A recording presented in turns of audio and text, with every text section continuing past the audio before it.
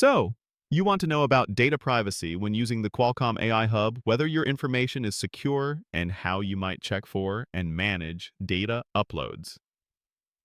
I got you. Qualcomm typically outlines its data handling practices in its privacy policy and terms of service for the AI Hub, so review those documents carefully. For checking and managing uploads, examine the settings within the Hub software development kits or tools you use, as some may offer options to control telemetry or data sharing if applicable. For on-device AI development, which the Hub often supports, your data primarily stays local, unless you explicitly use cloud-connected features. To minimize unintended uploads, be mindful of the services you activate and regularly check Qualcomm developer resources for the latest privacy information and configuration guidance. And that's it.